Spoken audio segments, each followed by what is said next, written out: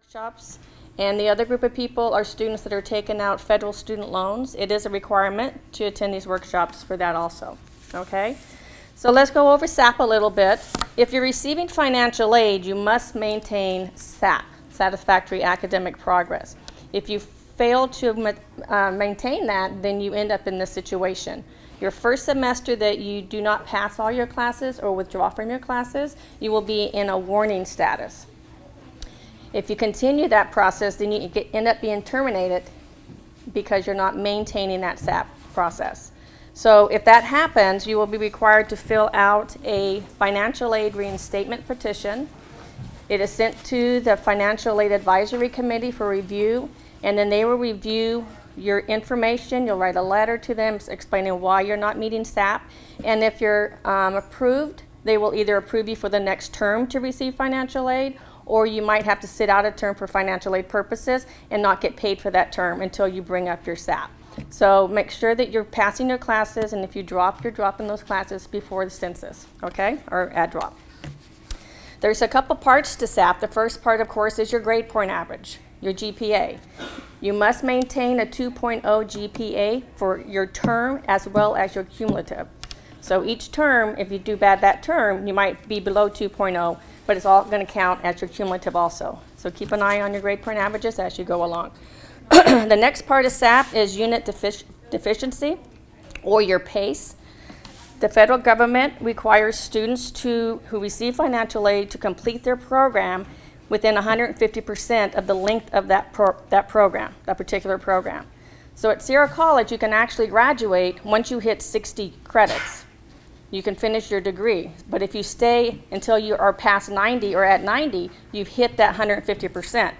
Okay, so you can't continue getting financial aid because you're not making that pace.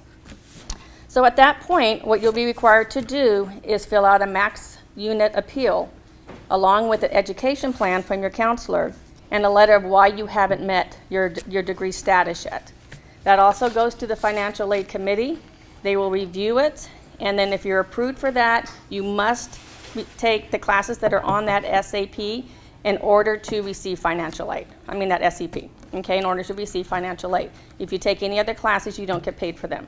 The purpose of that is to get you going and get you out and get you in the workforce, okay, get to complete it.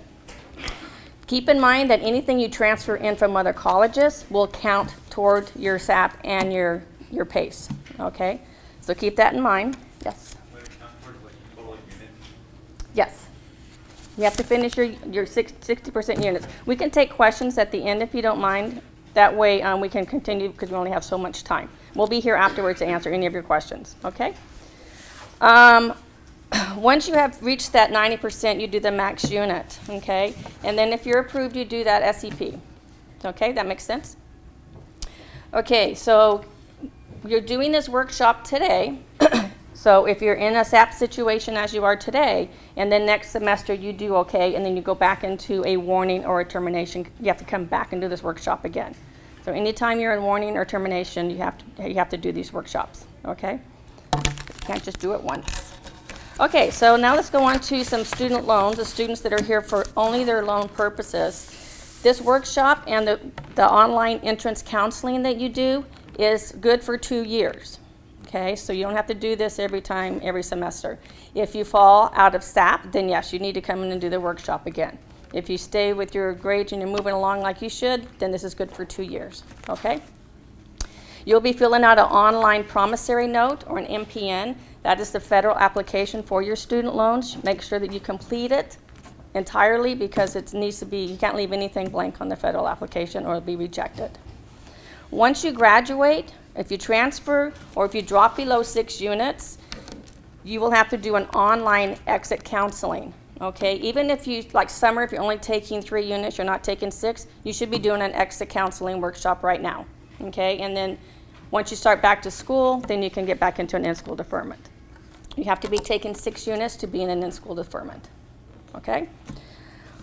The way your loans will be paid, it will be paid in 2 payments. You'll get a fall-spring payment. You'll get a spring-summer payment. If you're only taking 1 semester, you're going to get it prorated for half your year's award, obviously, because you're only going for 1 semester, okay? If you have first-time students under 24 units or you've never received federal student loans, you will have to have a 30-day wait period before we can disperse those funds to you. That's a federal regulation, and we just have to wait 30 days and then you go through the process. Students who have prior loans, you have to have 6 units in order to get an in-school deferment. So keep that in mind. Once you've dropped past below 6 points, then you have to go into some other type of status, a forbearance or something. Okay, once you begin your repayments, you have many options of how you can pay your loan back. So make sure when you start making your payments that you contact your lender or whoever's servicing your loan, and make sure you look at all those options of repayment. Sometimes your payments will be really high and you can lower those payments based on your income. So make sure you check that out. We encourage you to look on the NSLDS website, this National Student Loan Data System. That has all of your information about your student loans on that site and about your Pell Grants. You have a lifetime limit to your loans and your grants, so keep track of that. If you plan on going to get a bachelor's degree and you use all your money here, you're not going to have any money to pay for your bachelor's degree, so keep track of how much you're using and how much you have left. It's very important. Also, I'd like for you to go onto the MySierra website, read your policy and procedures for satisfactory academic progress.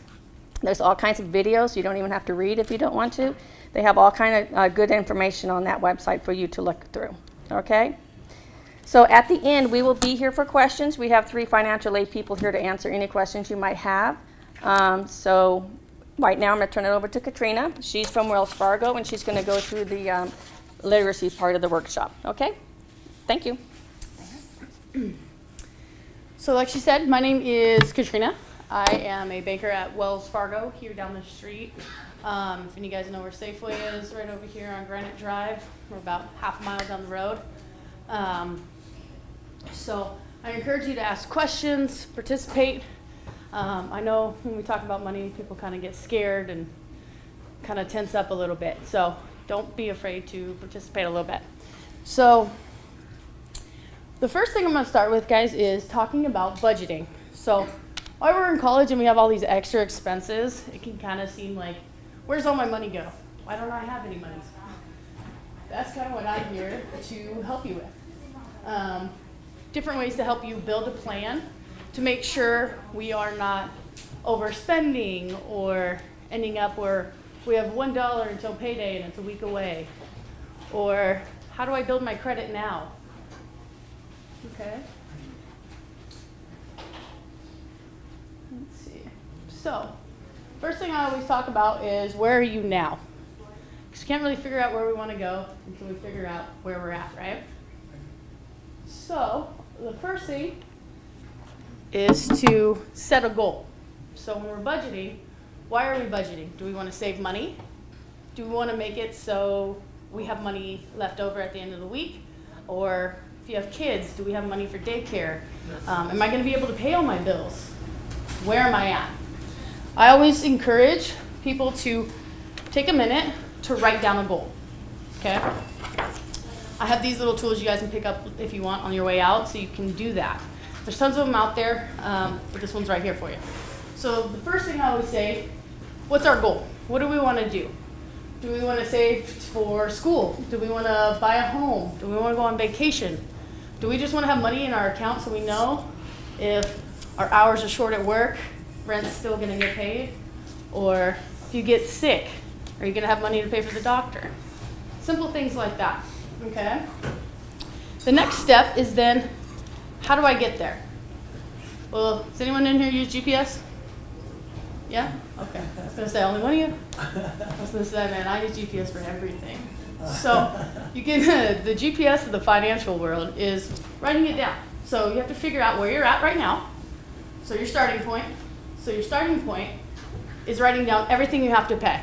I always tell people, don't lie to yourself, because this is you you're talking to. You're talking to yourself, okay?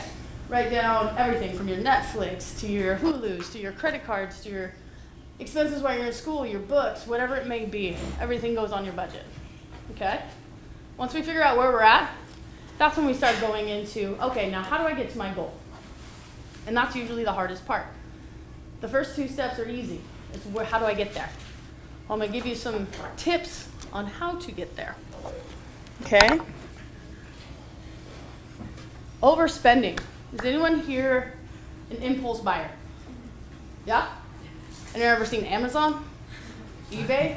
Any of those sites? Anyone have guilty pleasures? I can't even get on Amazon. I have a problem. I know myself.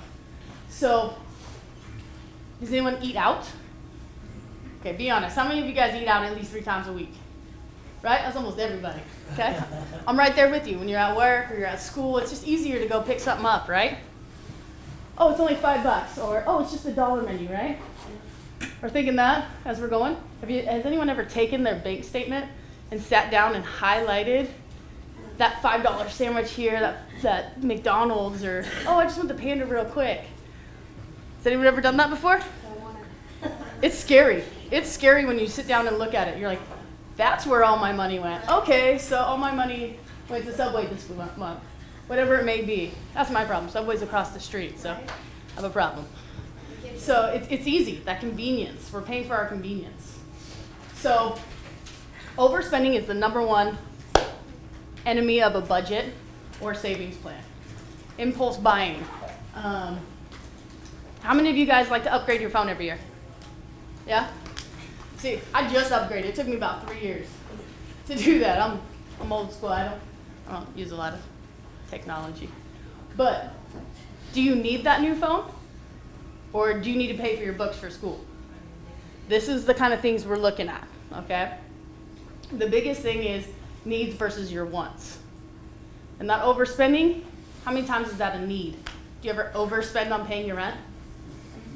Do you pay extra on your rent just because you felt like it? Anybody? No?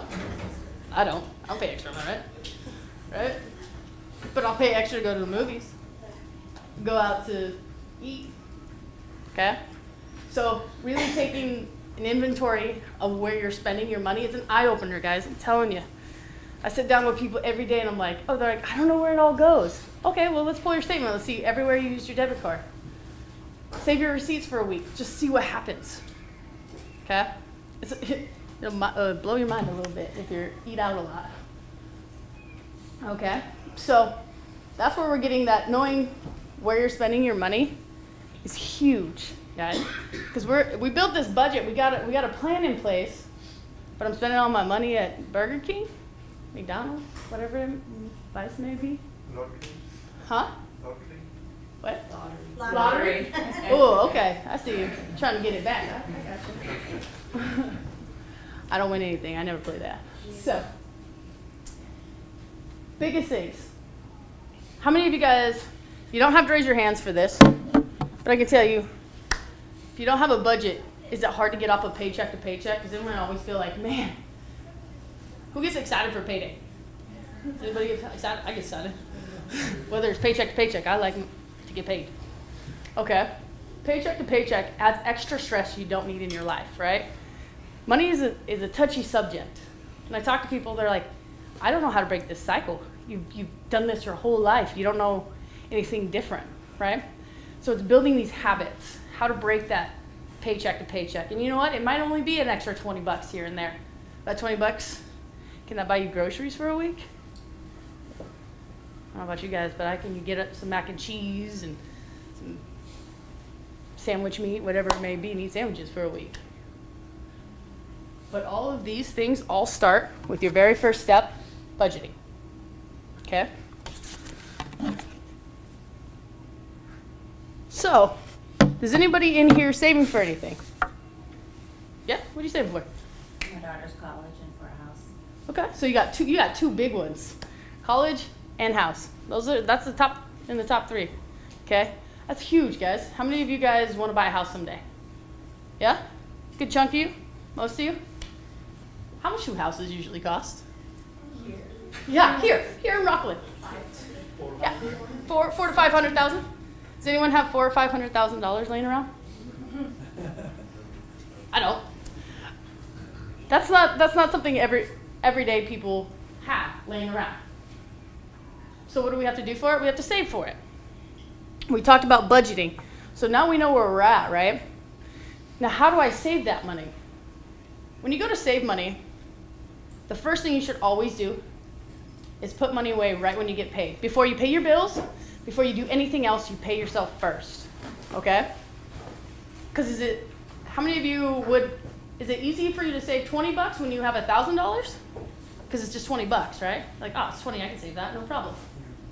You have $50 in your account? Does that 20 bucks seem like a lot more at that point, right? You're like, I don't have enough to save. I just paid all my bills. I only have 20 bucks left over. Well, if we put that 20 bucks away at the beginning, we budgeted a little better with not eating out or whatever, would you have eaten out if you only had $10? No, probably not, right? You're like, I gotta make this last a little bit. Can't go below this whole $10. You had $30, you're like, I still got like 30. It'll be okay. I'll have 20 bucks after. I'll spend this 10 bucks. Okay? So it's really building these good habits that are gonna change that and get you to where you wanna be. Big thing, guys, I'm going to talk about is loan payments or rent. Okay? How many of you guys pay rent? Yeah? Do any of you guys only spend 20% of your pay on that rent? Does anybody? No, it's not realistic, right? When we talk about it, we're talking about 20 to 35% of your income should go to your rent, and that's it. So if we're taking out big loans, or sometimes people get caught up in student loans, or take it all. It's okay. I'll pay it later. No problem. Then you get out into the world, and now you got to pay those loans, right? If you kept it 10 to 20% of what you're actually making, and you're thinking about that now, it's going to save you so much time later and money later, and I'll go over interest rates and things like that when we get to the credit part. But budgeting now for your future is huge, okay? So think about that when you go blow all your money at the lottery. Okay? Let's get that. Okay, so we've talked about budgeting, we talked about saving. Credit. How many of you guys feel like you're an expert in credit? Yeah, you're an expert in credit? Okay. For me personally, I've been doing this for about 8 years. I'm still learning things every day. It's always changing. Credit's a beast. I'm not going to lie to you guys. So, and it's going to be different for everybody. Everybody has a different path. I'm going to give you the basics today and why it's important. And how many of you guys feel like, I kind of know what credit is, but I don't really get it? Does anyone feel that way? I tell you, before I had this job, I absolutely did. I was like, I know I need it. But how do I get it? How does it work? You don't think about that stuff. You're like, oh, I'm supposed to pay my bills, right? Why should I care? How many of you have ever tried to get a car or an apartment and they're like, oh, you don't have any credit? Sorry. Yeah? Does that happen for you guys? That's how I found out about credit. I was like, oh, you mean I can't buy this car? I can't have this car. I have money. I can't have it? No. You have to build credit. Does anyone know what credit actually is? Yeah. It's having revolving accounts that you're paying for. Revolving accounts, that's part of it, absolutely. Anybody else? I like borrowing money. Borrowing money, right on the money, pun intended. Yes, sir? Borrowing money and give back at time. Paying it back and stuff, yeah? Okay, that's nail on the head. That's exactly how I describe it. It's building trust. So Paul, I come up to you on the street. I should probably not use him, he knows me. If I came up to you on the street and I'm like, hey, can I borrow $100? Yeah. Be like, if I came up to you and I was like, hey, can I borrow $100? You don't know me, right? I can give me $100, think I'm gonna pay you back. That's what banks think when you say, I don't have any credit. They're like, we don't know you. We're not gonna give you $100. Okay? If I borrowed money from you every week, paid you back every week, and then I came to you and I was like, hey man, I need like 150 this time. You're like, yeah man, you always pay me back, no problem. Right? That's what it's like to have good credit. Yeah, exactly. As long as you can build that trust with banks, that's all it takes. It sounds really simple. It really can be if you understand how to do these steps. And that's exactly what I'm going to do. Okay? The first thing we always talk about is credit cards, okay? Because those are the easiest things to get approved for when you're first starting out or rebuilding your credit, okay? Does anyone not know what a credit card is? I can kind of explain that a little bit. Everyone kind of gets it? Borrow money, pay it back? Revolving, okay? So what that means for you guys when you're first starting out, so first tip I always give people, don't go crazy and max it out every time, okay? That's going to hurt you. It's also going to cost you a lot of interest, and we'll go over that in just a second. How many of you have gotten a credit card and you're like, I pay it on time every time, but I don't know why my credit's not going up, or why is it never getting paid off? Has anyone ever felt that way? Anyone? Yeah. So what happens is when you max all your credit cards out, people are going to look at you and say, well, how are you going to pay for other things if you can't pay these? All comes back to that trust, right? So we make that payment. We take that 2 steps forward to kind of build our credit, but then they look at us and like, well, she still owes a lot of money. There's your step back. So you're going to kind of stay stagnant. Does that make sense to everybody in here? Yeah? Okay. So when we're first starting out looking for these credit cards, does anyone know what APR is? I'll give you a hint. It's literally written right next to it. Yeah, it's your interest rate. Okay? That's how much they're going to charge you if you don't pay that credit card off. Any money that moves over to the next month, they're going to charge you interest on. Okay? Fees. How many people like paying for their own money? Does anybody? No? Good. Okay, just checking. When you're looking at credit cards, guys, the big tip is a lot of these companies will say, oh, you have no credit? Yeah, we'll give you a card. Just give us $175 to activate it, $100 annual fee up front. You owe that credit card company $275 and you haven't even spent a dime yet. Does anyone think that's a good idea? No? Yeah, I didn't either, but a lot of people are doing it, okay? So don't be fooled by, oh, you're approved, no problem. There's other avenues. So we really need to make sure we're not paying a ton of fees up front or throughout the year, okay? There's a ton of them that don't have any fees at all. So making sure you know what you're getting into before you sign on the dotted line is huge, okay? Does anyone know how credit cards, has anyone ever heard, oh, you have to leave some money on your credit card for your credit to build? Has anyone ever heard that before? Because I hear that, that's the number one question I get from people all the time. You do not. Did you want to pay money for your own money? Or rather you just, does anyone want to pay for their own money again? No? You? No? Okay, just checking. So when you leave money on your credit card, you're paying interest on it. If you pay it off every month, you owe them $0 with 0 times 22% interest. Does anyone have an answer? 0? Math questions? Yeah? All right, cool. So yeah, 0. So you're not paying for anything. Okay, so it's not a bad idea to pay them off every month if you can. When you're first starting out, you don't want to, we talked about not putting a lot of money on your credit cards. The other thing is if you're putting things on there that you're already paying for. We've already built this budget, right? Why not use money you're already using to help yourself out? Do you need gas to go in your car to get here? That's money you're already spending, right? Why not put your gas on your credit card and pay it off every month? It's money you're already spending, not, yep, paycheck's a little short this week. I really want some pizza. Okay? Those are big no-nos. Okay. Question. Yes, So what increases the credit score? How do you? we'll get there. I promise. I'm getting there. Okay. So when you're building your credit score, you said? Is that what your question was? Yeah, because you said you pay off your balance, but. You're building that trust. So we go back to that trust state. Right, but So you're saying, if you're paying it off every month, you're showing that you can pay that money back every single time. but you don't want to pay the whole thing off. You want to give a $10, $15 balance usually. So you don't. No. No, that's the question I just asked. That's what a lot of people think. You don't have to do that to build your credit. Okay, you can pay your credit card off every single month. Okay?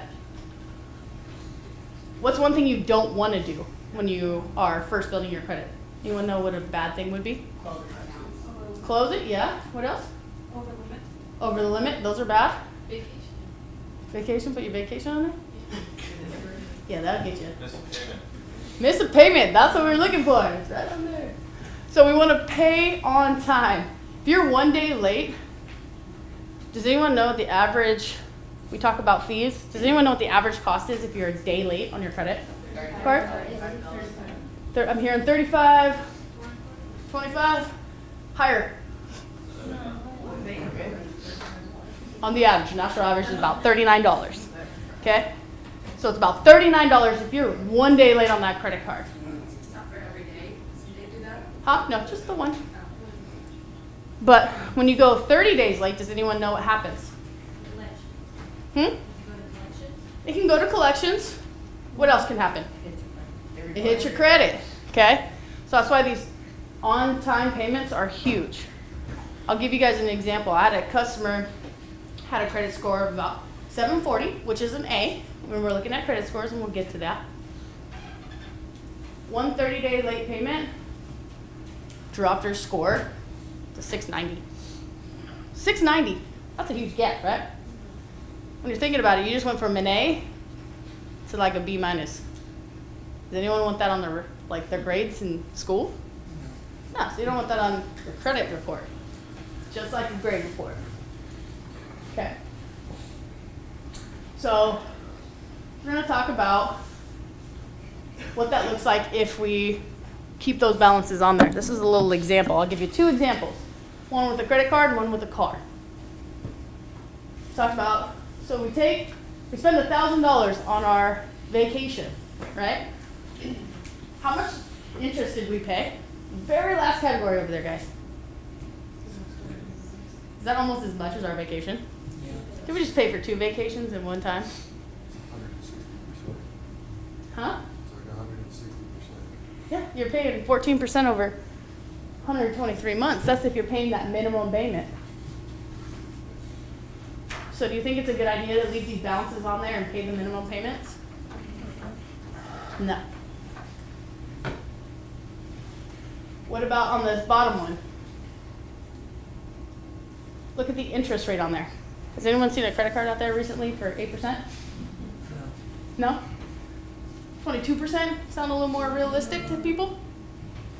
It's pretty realistic if we're looking at 22%. This is just 14%. Does anyone want to pay that extra? You just took yourself to Maui, real cheap trip to Maui, and you spent $669 in interest. Almost double that. Would you still go to Maui and put that on your credit card? No. Why did we get in that situation? Because that minimum payment's all we could afford in our budget. Okay? So it's really important we're not overspending. See how this all kind of ties together? Yeah? Okay.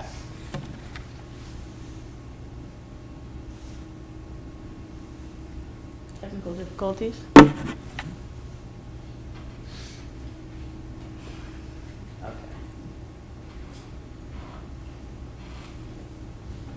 Okay. Sorry, guys. So when we're talking about, how many of you guys have ever bought a new car? Has anyone ever bought a new car? Okay. How many of you guys want to pay double for the car you just bought? Does anybody? I know these sound ridiculous, but I say these questions because when you put it down on paper, that's what happens. Okay? How many of you guys have ever gone into your first car and you're like, okay, 22% interest, I can afford a $300 payment. Who cares if it's 22% interest? It's $300, right? You're like, I can afford that for this brand new car. So then you break it down. How much did you pay for that car that was $10,000? You ended up paying like $20,000 for that same car. And all you ended up with was a Ford Focus. I'm telling you that because that's exactly what happened to me on my first car. It was like $11,000. It's at 22% interest. It was like a $300 payment. I was like, cool, I'm in. Sign me up. I want this car. And they're paying like $20,000 for that thing. And I got a Ford Focus. Okay? So why is credit so important? I had terrible credit when I first started. It takes time. biggest thing is I went in with, I fit in this category. I was buyer number 1. Okay? When I went in, I wasn't paying 14, I was paying 22. Much rather have been buyer number 2. How many of you guys want to be buyer number 1 on this car? Just look at the bottom number. Don't even look in between. Just look at the bottom number. Same car. Does anyone want to be buyer 2? Yeah? I would. I want better than buyer two, at 0%. Yeah, me APR, too. That's what you wanna go at. Yeah. For your goal in life, cause I'm old, that's my goal, that's my. That's your goal in life? 0% on my car, my last car was 0%. Hey. I'm old compared to everything. That's awesome. If you can get below 5%, you're doing good. Okay? Look how much interest, just look at your payment. $442 versus $350. How many of you guys could use an extra $100 a month?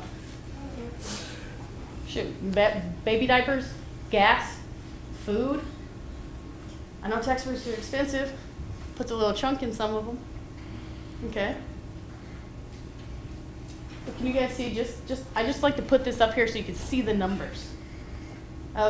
This is the same person, they make the same amount of money, they just have different credit scores. This is why credit is so important. It ties back to your budget because when you go into budget, it's a lot easier to budget with 350 than 442, right? So, just keep that in mind. So, what is good credit?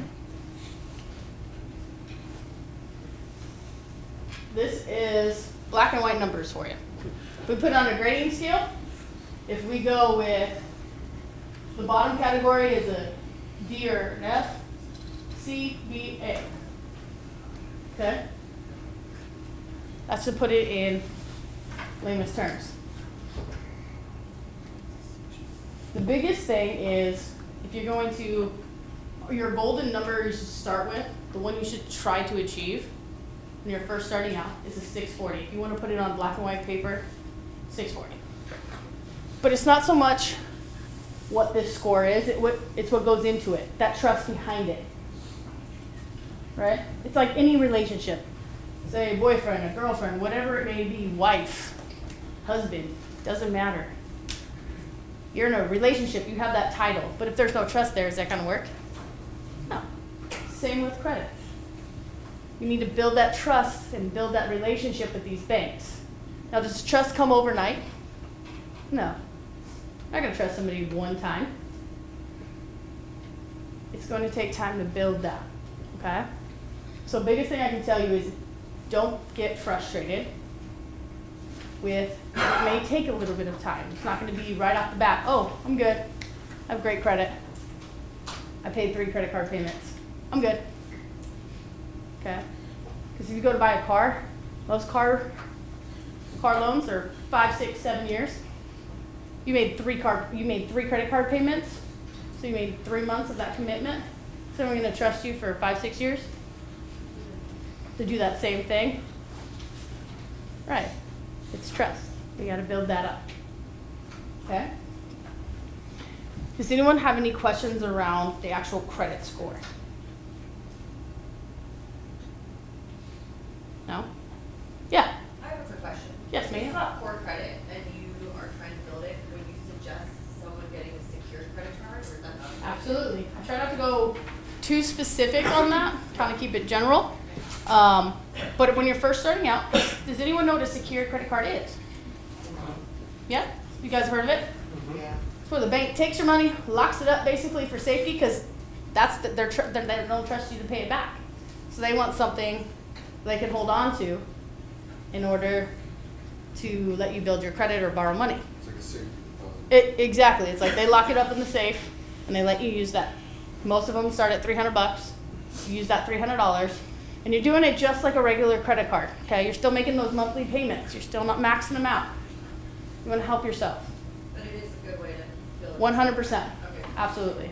Yes. Also, hypothetically speaking, aren't you supposed to use under a certain threshold your credit limit? in order to- 35%. Yeah. That is if you want to put a number on it, 30 to 35% when we talked about not maxing out your credit cards. So if you're starting with that $300 secured card, $90.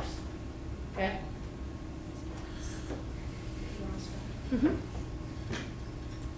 Yes, ma'am. So what if these credit credits so bad that you were being turned down for secured credit cards? There's other options as well. Knowing where to find these options, My other bank won't even do it. and that's not abnormal. You don't have to stay with your own bank. I would say come talk to me one off, and Right. we can go from there. But yeah, so if you're having trouble getting approved for anything, the secured route might be the way to go. If you've never had credit before, or while you're in college is the best time. This is when people are like, we're gonna give them a chance. They're doing something to improve their lives. They're going to school. It doesn't matter how old you are. You're in school. You've never had credit. This is the time to start building it. Okay? Yes, ma'am. Would you suggest, so say you have a credit card that was maxed out, Mm-hmm. and you had it for like 4 or 5 years, and you haven't paid it off yet, but you're doing the minimum payments, would you suggest applying for another card that does a transfer balance with a 0%? No, remember we talked about fees? Yeah. Have you ever looked at what those fees are? Mm-mm. They say, oh, don't worry, you're not paying any interest on it. You just have to give us 5% up front. Okay. You're paying that right away. Okay. They're putting that on there. Look into loans. So then would you suggest keeping that credit card even if you have a high interest rate on it? So if you close a credit card, has anyone heard closing credit cards is bad? Right? You've heard that. Does anyone know why? Anyone heard why? Like the relationship. Yeah, you just ended that relationship. But doesn't it also lower like your available like credit on in Yes, ma'am. You got it right on the nose. So, biggest thing is you're losing all that history now. All that time you put into that relationship is gone. Okay? That's a huge thing. The other thing is, yes, it does lower. So we talked about 30 to 35%, correct? Well, that's around all your credit that's out there, as far as revolving. Okay, so if you have 3 credit cards and they all have $300 on them, it's not just the $90 on each card. You can have one of them have more than the others, as long as the total balance between all of them is 30. Does that make sense? Yeah. Okay. Yes. So, one thing I've heard is because I was told to close a couple accounts only because, say if you're going for a home loan or any kind of loan, they look at debt to income, and so if you have a 0 balance on a $500 limit credit card, even though you don't owe because you have a 0 balance, they look at that 500 as potential debt. Is that correct? So they add that Now up. we're going. We went from the beginning class to straight to the grades. Okay? We just took it up. From the greens to the diamonds. Okay. Okay. So that's kind of like I said, credit's different for everybody. But yes, and home loans are a completely different animal than regular credit. So I'd say one off with me, and I can kind of give you some tips on that. But I don't want to get too crazy because that'll lead us into that black hole. Yes. How about those are on, like, on 700, between 700 and 759, how would you, bring it up? Because as my experience, because if I even pay the full payment, it will go up maybe 1 or 2, and then if I don't pay it, it will just bring it down for 10%, it will come down. Yeah. So you're like, I'm only going one up at a time. Yeah. Having different forms of credit are going to help. So I have these little credit guidelines. It says, let's talk credit. Everything we talked about is basically on the first 2 pages. What goes into your actual credit score? 35% of it is only your payment history. It's only 35%. Okay? It's only part of it.